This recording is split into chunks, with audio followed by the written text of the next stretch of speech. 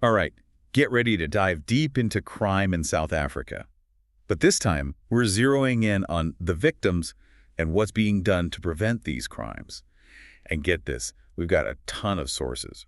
Research articles, study guides that'll make you think, even official reports from the South African government. We're talking 2015 crime stats and all. This is going to be good. You know, what always gets me about this topic is how the idea of a victim isn't as clear-cut as you'd think. I know, right? You'd assume someone gets hurt, they're the victim, case closed. But then our study guide goes into all these different, what they call paradigms of victimology, paradigms. Yeah. I mean, what's that all about? Well, think of them as like different ways of looking at who counts as a victim and what part they play in it all. You've got the conservative view, the liberal one, and then the critical perspective. Each one kind of highlights a different piece of the whole victim experience. Okay, so break it down for us. What's the conservative take? Conservative view. It's all about personal responsibility. Focuses on making the offender face the music and making sure the person who was directly harmed gets support. Your classic example would be like someone getting mugged or beaten up. So, more of a traditional view, huh? Just focus on the immediate damage from the crime. All right, what about the liberal side? What's different there? Well, the liberal paradigm, it widens the scope a bit. It acknowledges that things in society, poverty, inequality, even prejudice, that these can make certain people or groups more vulnerable to becoming victims. So it's not just about the individual, but the whole context of their life. You got it. And then we've got the critical perspective, and that one really digs into power dynamics. Ooh, now we're getting to the good stuff. Tell me more. Critical victimology. It challenges the very definitions of victim and offender. It looks at how big systemic issues like racism or sexism actually create and keep victimization going. It makes us question our assumptions and see who's really benefiting from the way power is set up. Whoa, heavy stuff, man. Makes you think about those situations where it's not so black and white. Like, what about someone who's both a victim AD an offender? Exactly. That's a perfect example. It shows how complicated human behavior can be and how we need to understand things in context. Think about a child soldier forced to do terrible things. They're both causing harm, but also a victim of exploitation themselves. That's a powerful example for sure. It reminds me of something else the study guide brought up, that those stages of becoming a victim.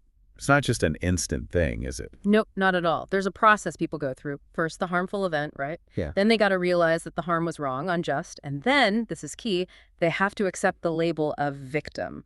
Only then do they usually reach out for help. I see. So not everyone who's been harmed thinks of themselves as a victim right away, huh? Especially if they've been made to believe it's their fault or that they don't deserve help. You nailed it. Think of someone stuck in an abusive relationship for years. They might not even realize they're a victim until they start to break free from that control. Understanding these stages could help us spot the warning signs and offer support to those suffering in silence. Now, switching gears a bit, let's talk about why some folks are more likely to be targets in the first place. Our study guide lays out these factors influencing vulnerability.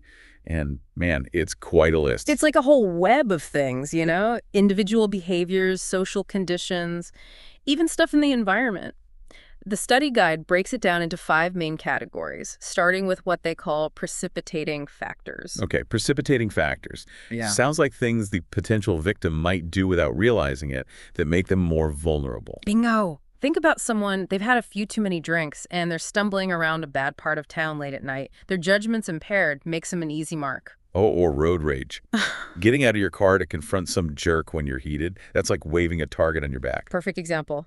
Then you've got what they call facilitating factors. Facilitating factors sounds almost like carelessness on the victim's part. Could be, like leaving your valuables out in the open, forgetting to lock your doors, or just not being aware of your surroundings. You're practically inviting a criminal to take advantage. Oof, I've been there. Left my backpack with my laptop and everything under a table at a cafe while I ordered. Thankfully, nothing happened, but talk about a close call. We've all done it. It's a good reminder that even small slip-ups can lead to trouble. Then there's what the study guide calls target attractiveness. Okay, attractiveness. We're not talking good looks here, are we? Nah, not in the usual sense. It's about what makes someone stand out as a target to a criminal. Could be flashing wealth, like wearing expensive jewelry in a rough neighborhood, or looking vulnerable, like an elderly person walking alone at night. It's about understanding how criminals see potential victims, Yeah. right? What makes them more likely to strike. All right, what about lifestyle as a vulnerability factor? Lifestyle can definitely tip the scales. Working late, hanging out in high crime areas, even your job can put you at risk. Like police officers or paramedics, right?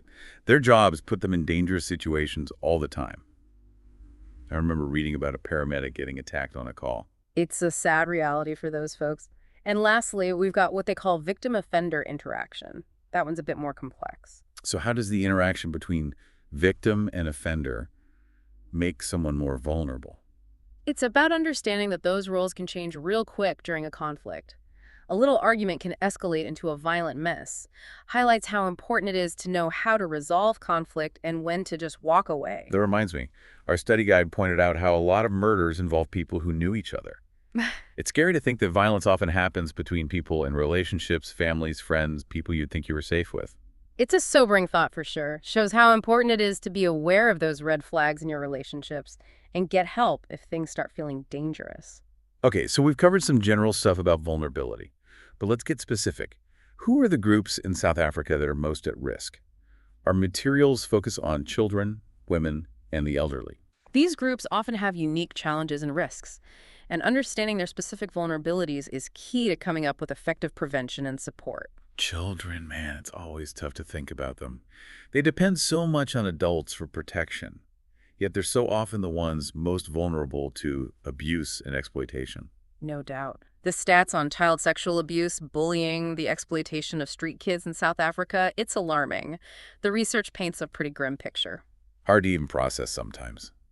I read a story about this kid forced to steal by a gang, ended up in juvie, labeled a delinquent, but really, he was a victim himself. That shows how a kid can become both victim and offender. Challenges us to look past the labels and see the circumstances that lead to these situations. Then there's violence against women, a global epidemic, but in South Africa it takes on a particularly disturbing form. Sadly, it's true. The rates of domestic violence, rape, and harassment are shockingly high. It's a complex problem rooted in gender inequality, power imbalances, and this culture of silence that keeps victims from speaking out. Makes you wonder, why do some women stay in abusive relationships? It's easy to judge from the outside, but I know it's never that simple. It's incredibly complicated. Fear, depending on the abuser financially, emotional manipulation, lack of support, even a twisted sense of love, all these can trap women in dangerous situations. That's a cycle that's so hard to break. I read about this woman, abused over and over by her husband. Finally found the courage to leave. He tracked her down and killed her. Tragic reminder of the real dangers women face. It emphasizes how crucial it is to have support services, empower women to leave those relationships, and hold the abusers accountable. And finally, the elderly. Often seen as easy targets because they're physically vulnerable or people assume they're weak. Right. More susceptible to physical harm, scams, emotional abuse. The impact of crime on them can be devastating, especially if they're already dealing with health problems or isolation. And because they might be isolated or dependent on others, elder abuse often goes unreported. That's a huge concern. We need to be more aware of the signs of elder abuse and make sure seniors feel safe speaking up. There was this news story about an old age home where the staff were neglecting and abusing the residents. It's horrifying to think that the people supposed to care for them would exploit them like that. Heartbreaking cases. Shows the need for stricter rules, better training for caregivers, and more oversight to protect these vulnerable seniors. Okay, we've painted a pretty bleak picture so far. But let's switch gears and talk about what South Africa is doing to fight crime and protect the vulnerable. Where do we even begin with such a huge issue? Well, thankfully, South Africa has a plan, a big one. It's called the National Crime Prevention Strategy, or NCPS for short. Okay, the NCPS. Our materials mention it as a pretty ambitious plan. What's the history behind it? Well, their approach to crime prevention has evolved. It used to be all about personal responsibility and punishment. Then it shifted to a more government-led model, cops and courts leading the charge. But now there's this understanding that it takes a village. So it's not just about locking people up. Exactly. The NCPS stresses this multi-pronged approach. Government, communities, individuals, all working together. It's about prevention, intervention, and support. Makes sense. A shared responsibility, everyone pitching in. You got it. And the NCPS is built on 4 main pillars that guide their strategies and programs. 4 pillars, huh? Sounds solid. Lay 'em on us. The first one is integrated criminal justice. It's all about making the police, the courts, the whole correctional system more efficient and effective. So making sure the entire process, from reporting a crime to holding the offender accountable, runs smoothly. That's the goal. Then you've got environmental design, which might sound a bit odd at first. Yeah, how does designing spaces prevent crime? It's about using urban planning and design to make places safer. Think better lighting in public areas, controlled access to buildings, even making homes and businesses harder to break into. We call it target hardening. So basically making it harder for criminals to do their thing and increasing the risk of getting caught. Pretty clever. What's the third pillar? That's community values and education. This one tackles the social and cultural stuff that feeds into crime. So changing attitudes, promoting good values, and giving people the skills to make better choices. Exactly. It's a long game, focusing on prevention and making society more resilient. And for the grand finale, pillar number 4. The fourth one is transnational crime prevention. This one recognizes that crime doesn't stop at borders. So we're talking international cooperation to tackle crimes that cross borders. Stuff like drug trafficking, human trafficking, terrorism. You got it. Sharing intel, coordinating law enforcement, working together to break up those criminal networks that operate across borders. Wow, the NCPS sounds pretty impressive on paper. But how well is it actually working on the ground? Now, that's the million-dollar question. It's a work in progress, with both wins and losses. I bet limited resources are a big obstacle. Sadly, you're right. In a country like South Africa, with so much poverty and inequality, funding for social programs and law enforcement is always tight. And don't forget about corruption. That can derail even the best plans. Absolutely. Corruption in the police or the courts just erodes public trust and makes enforcing the law that much harder. But hey, it's not all bad news. There have been some real victories, too. Okay, give us some hope. What's working? There have been improvements in police training, how crimes are reported, and they've set up specialized units to handle specific types of crimes. Community policing is gaining traction, and victim support services are expanding. And maybe most importantly, there's more awareness of the problem and a real willingness to tackle it. That's encouraging to hear. But even with all the prevention efforts, crime still happens. Which brings us to the objectives of punishment. How does punishment fit into this whole crime prevention picture? Well, punishment has many purposes. It's not just about revenge, making the offender pay for what they did. It's also about incapacitation, deterrence, rehabilitation, and restitution. Okay, let's break those down. Incapacitation, that's about keeping dangerous criminals off the streets. Right. That's it. Imprisonment, house arrest, anything that restricts their freedom to protect society from further harm. And deterrence is about sending the message that crime doesn't pay. Am I right? The idea is that the threat of punishment, whether it's a fine, jail time, or something else, will discourage people from breaking the law. But does that really work? People still commit crimes even knowing they could end up behind bars. It's tricky, and there's a lot of debate on how effective deterrence really is. Some research suggests it works for certain types of crimes or offenders, but it's definitely not a magic bullet. What about rehabilitation? That's about helping offenders turn their lives around and become productive members of society, right? Exactly. Rehabilitation programs try to get at the root causes of criminal behavior, whether it's drug addiction, a lack of education, or anger issues. They offer counseling, job training, and other support to help offenders make positive changes. It's about giving them a second chance, acknowledging that people can change and deserve a shot at redemption. Right. And then you've got restitution, which focuses on making things right for the harm caused. So that could mean things like financial compensation for the victim or community service to repair the damage done. You got it. Restitution aims to hold offenders accountable in a way that directly benefits the victim and the community. So those are the main goals of punishment. But are they all equally important in South Africa? Good question. Historically, they've leaned heavily on retribution and incapacitation, especially during the apartheid era. But lately, there's been a shift towards rehabilitation and restorative justice.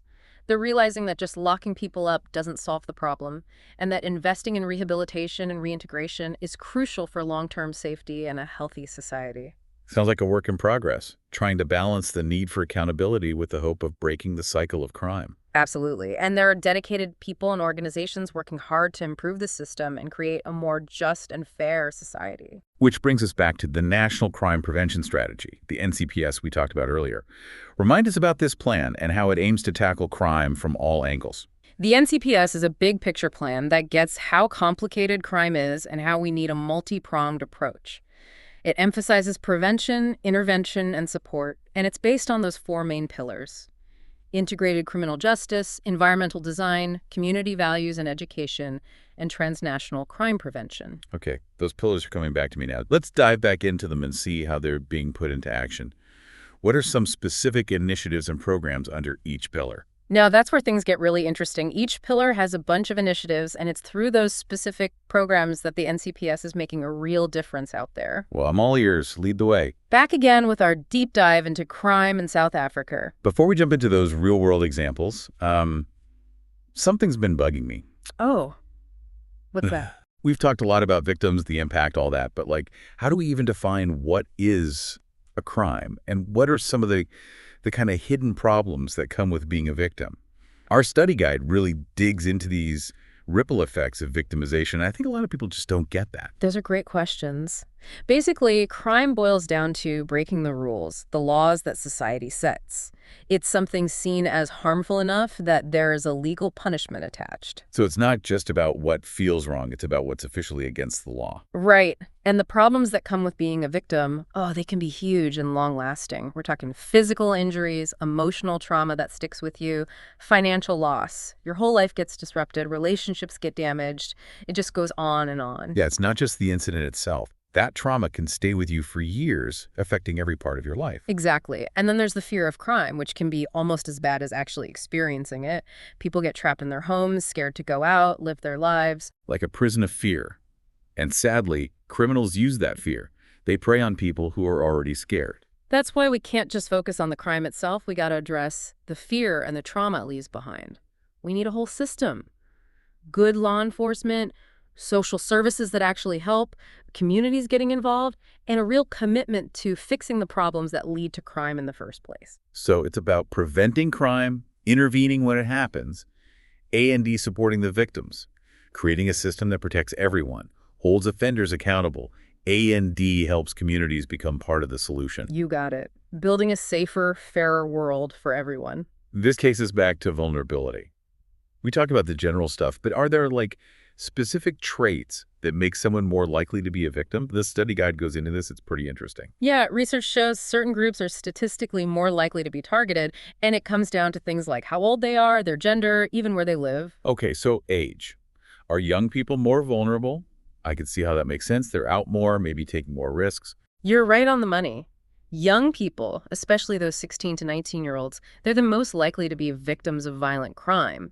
The way they live, who they hang out with, it puts them at higher risk. Yeah, they might be in places where crime is more common, or maybe they're just not as good at spotting danger and avoiding it. Exactly. But here's a twist. People over 65, they experience much lower rates of violent crime. Could be a few reasons. Maybe they're more careful, avoid risky situations, and they're probably not out late as much. It's wild how age plays such a big role. What about gender? Does being male or female affect your chances of becoming a victim? Traditionally, men were more likely to be victims of violence, but that's been changing lately. Could be because social norms are shifting, women are reporting more, or maybe a combo of things. I wonder if the #MeToo movement has made a difference, encouraging women to speak up about violence and harassment. I think it definitely has. But we got to remember, women are still hit harder by certain types of crime, like sexual assault and domestic violence. And those crimes are often hidden, people don't report them, so it's hard to know how widespread they really are. It's a reminder that we still have a lot of work to do to make things equal for women and protect them from violence. Absolutely.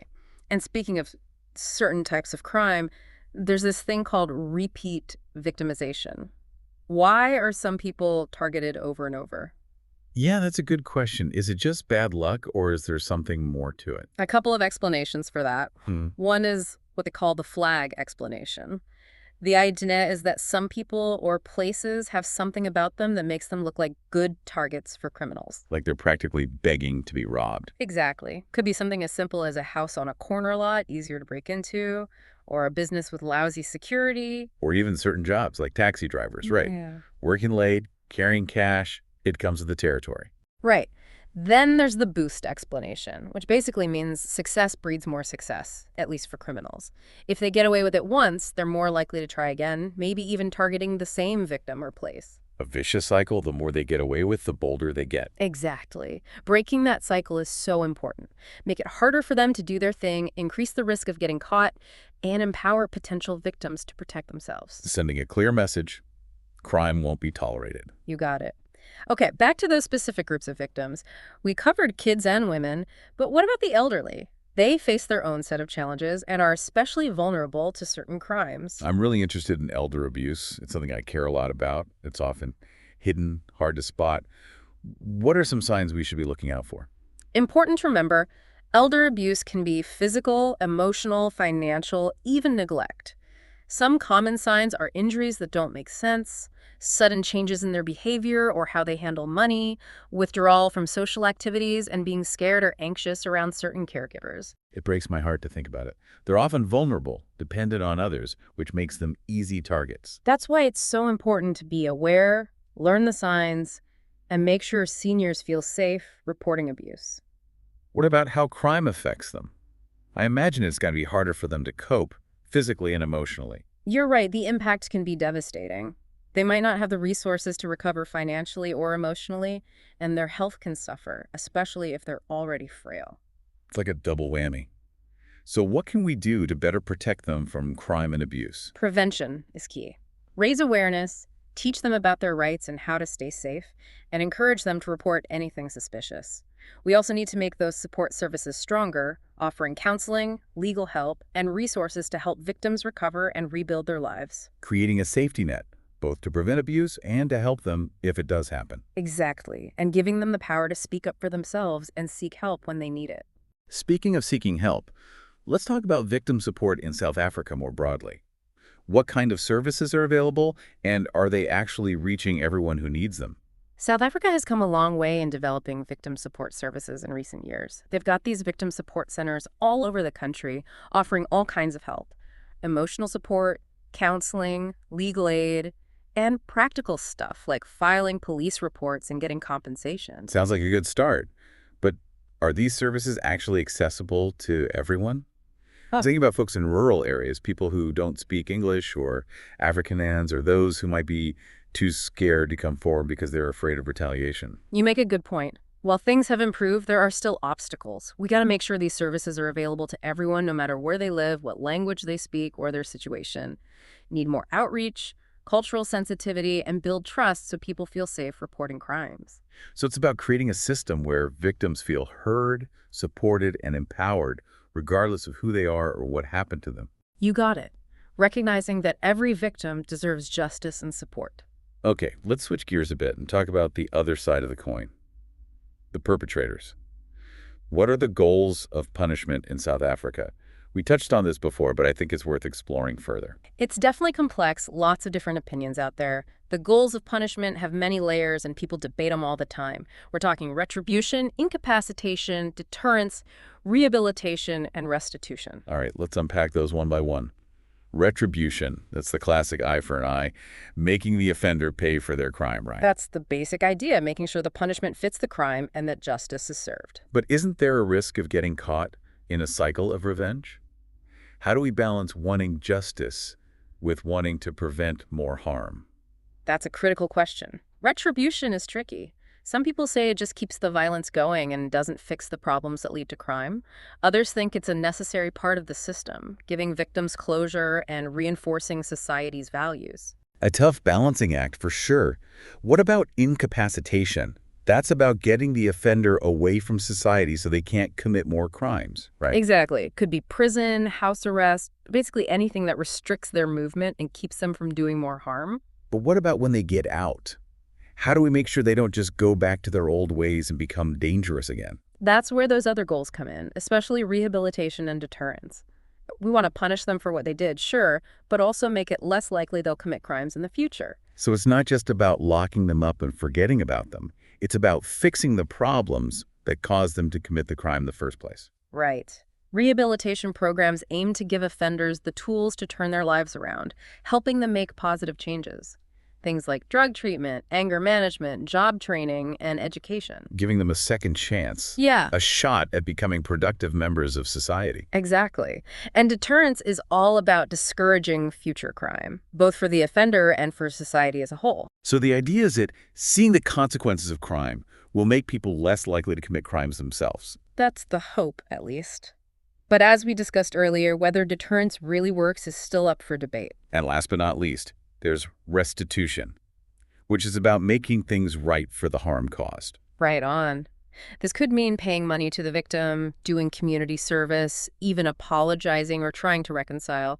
The point is to repair the damage and make things fair for the victim. Taking responsibility and trying to fix what you broke. Okay, so those are the main goals of punishment. But do they all carry the same weight? In South Africa, is there one they focus on more than others? Another good question. South Africa's justice system is a bit of a mess. Lots of challenges. Overcrowded prisons, not enough resources for rehab programs, and systemic biases that can hurt certain groups. Historically, they've been big on retribution and incapacitation, especially during apartheid. But in recent years, there's been a growing emphasis on rehabilitation and restorative justice. They're starting to see that just locking people up doesn't solve the root causes of crime, and that investing in rehabilitation and helping people reintegrate into society is essential for long-term safety and a strong social fabric. Sounds like they're still figuring things out, trying to balance accountability with actually breaking the cycle of crime. It definitely is, and thankfully there are dedicated people and organizations working their tails off to improve the system and make a more just and equitable society. And that brings us back to the National Crime Prevention Strategy, the NCPS we discussed earlier. Can you give us a quick recap of what that plan is all about and how it tackles crime from different angles? The NCPS is a comprehensive plan that recognizes how complicated crime is and that we need a multifaceted approach. It focuses on prevention, intervention, and support, and it's based on those 4 key pillars: integrated criminal justice, environmental design, community values and education, and transnational crime prevention. Okay, I'm remembering those pillars now. Let's dive back in and see how they're being put into practice. What are some of the specific initiatives and programs happening under each pillar? That's where it gets really interesting. Each pillar has a whole bunch of initiatives, and it's through those specific programs that the NCPS is actually making a difference on the ground. Well, I'm ready for those real-world examples. Excellent. Lead the way. Okay, let's get into those real-world examples of the NCPS in action. Where do we begin? Well, a good place to start would be Pillar 1, that integrated criminal justice. One program that really shows this in action is the Thuthuzela Care Center model. Oh yeah, I've heard of those. They're all about helping victims of sexual assault, right? That's it. They provide a whole range of support for survivors of rape, all in one place. So instead of having to go through a bunch of different systems, reliving their trauma again and again, they can get medical care, forensic exams, counseling, and legal help, all under one roof. Exactly. It's a prime example of putting the victim first within the justice system, streamlining the process and providing that all-round support. The Thuthuzela Care Centers are trying to reduce that secondary victimization that happens when survivors have to tell their story over and over to different agencies. That's so important.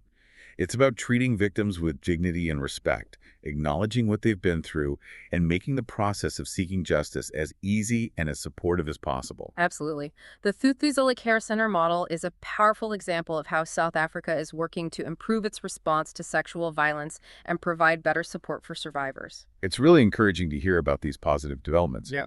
Now, what about those initiatives that use environmental design to prevent crime? That was Pillar 2, right? You got it. One program that stands out in this area is the Safer Cities program, focused on making public spaces in cities safer.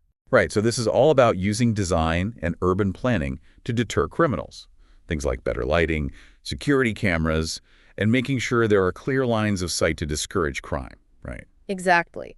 The Safer Cities program looks at the big picture, working with communities to find those crime hotspots and figure out solutions that actually work. It could be cleaning up abandoned areas, improving street lighting, even starting community gardens to give people a sense of ownership and responsibility. So it's about making those environments less appealing to criminals, creating places where people feel safe and criminals feel exposed. That's the goal.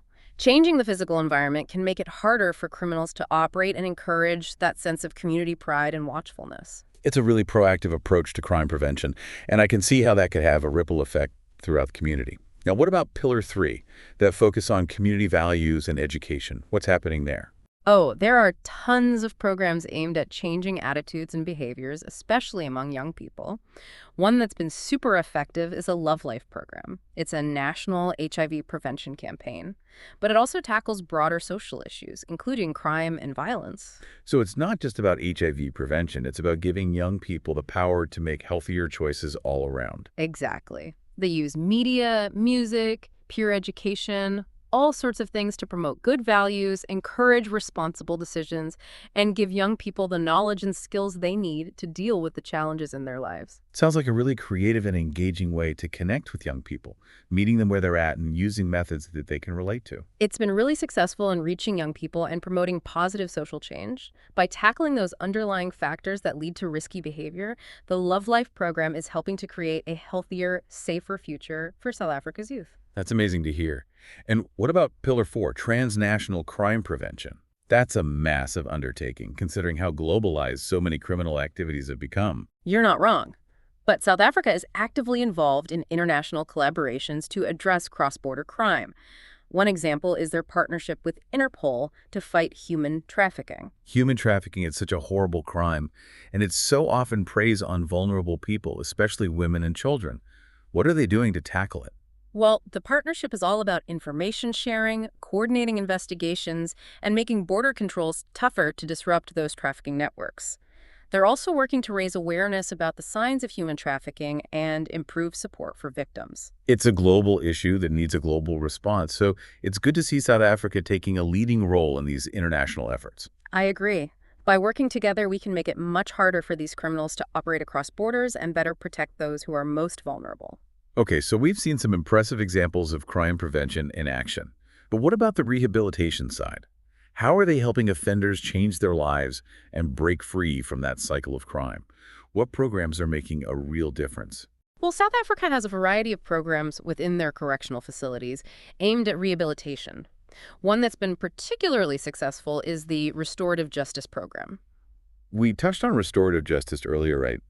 Isn't that about bringing victims and offenders together to deal with the harm caused by the crime? That's right. This program gives victims a safe space to share what they've been through and for offenders to take responsibility for their actions. It can be a powerful tool for healing, reconciliation, and helping offenders reintegrate back into society. It's about adding that human element to the justice system, recognizing that both victims and offenders are people with their own stories and perspectives. Exactly. And it's about finding a way to move forward together, repair the harm, and prevent future crime. Along with restorative justice, they also have programs that focus on specific needs, like substance abuse treatment, anger management, and job skills training. So it's about giving them the tools they need to succeed when they get out, to build a better life and avoid going back to a life of crime. Exactly. The goal of rehabilitation is to reduce the chances of them reoffending and help them become contributing members of society. It's a long-term investment in the well-being of both individuals and the community as a whole. Couldn't agree more. By addressing the root causes of crime and giving people a chance to change, we can break the cycle of violence and create a safer, more just society for everyone. Well, we've certainly covered a lot of ground in this deep dive. We've explored the complexities of crime in South Africa, the factors that make people vulnerable, the different strategies to prevent crime, and the goals of punishment. And we even dug into some specific examples of programs and initiatives that are making a real difference out there. It's clear that this is a multifaceted issue with no easy solutions, but there are dedicated people and organizations out there working hard to create a safer and more just South Africa. Absolutely. It's complex and challenging, no doubt, but there's hope. By working together, by investing in prevention, intervention, and support, we can create a better future for everyone in South Africa. That's a perfect note to end on. Thanks for joining us on this deep dive into the world of crime and justice in South Africa. We hope you found it informative and thought-provoking. Keep learning, stay engaged, and advocate for a safer and more just world. We'll see you next time on The Deep Dive. And keep those questions coming.